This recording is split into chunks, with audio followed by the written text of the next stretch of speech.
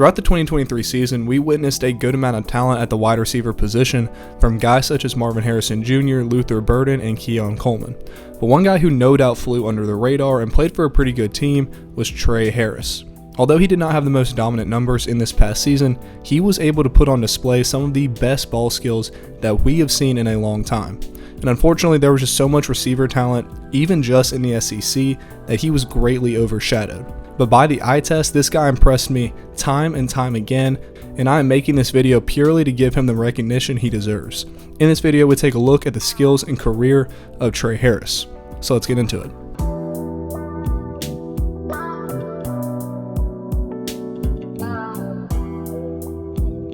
So the goal in making this video, like I mentioned, is to just make known the performance of Tre Harris during really his entire career, but with an emphasis on this past season. Now, his numbers are not crazy or anything like that, but he was the leading receiver for the third best team in the SEC and also shared offensive touches with Quinshon Judkins, who has been, in my opinion, the best running back in the SEC for 2 years now. I'm aware that Cody Schrader had like about 500 more yards than him, but Quinshon had more rushing touchdowns with less touches, and I really just see him as the more dominant player anyways. But getting back to Tre Harris, I mentioned in the intro that there was just so much talent around this guy, which made it hard for people to recognize his individual effort. Like, if I brought up the leading receivers in the SEC this past season, I'm willing to bet that you're not going to point out Tre Harris's stats first. He was surrounded by guys like Malik Neighbors and Brian Thomas, as well as Luther Burden, who has my personal vote for the best receiver in the SEC. But the point is that along with his lack of numbers, which weren't bad by any means, it was difficult to recognize the talent of Tre Harris while there was so much around him. To let you know a little more about this guy, he was a 2-star receiver back in the 2020 class. So he was in the COVID class, which means his ability to be recruited was likely affected. But he received a couple of low-level offers from some in-state schools, with one of those schools being Louisiana Tech, and he decided to commit there.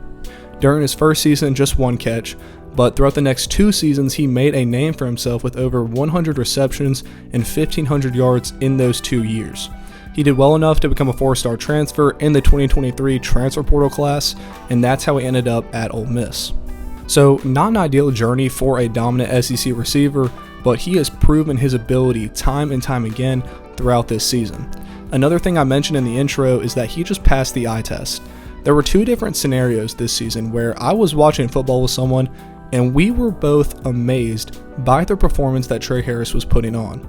And here's the thing about him is that he is very hot and cold. Just looking at his stats, his bad games were pretty bad and his good games were incredible. Immediately looking at the bad games, you can see the 1 for 26 against Arkansas and the 2 for 12 against Georgia. But when we look at the good games, we see his first one where he had 6 receptions for 133 and 4 touchdowns. And then against Texas A&M, he had 11 for 213 and an additional touchdown. So just extremely volatile stats for him throughout the year, but the most important thing about him was that when Jackson Dart needed him, he came through. Time and time again, Jackson trusted this dude with the jump ball, and time again, the man came down with it. And these weren't easy catches either. Like, dude, who's doing that right there? The guy was not even open. The DB was very attached to his left hip, but Tre's ball skills were just better. One thing I see from the volatility of this dude's stats is that he is a good enough receiver to center an offense around, because when the dude is on, he is on. However, Jackson Dart does a good job of spreading the ball all over, which makes it harder for guys to become the true wide receiver 1 on the team.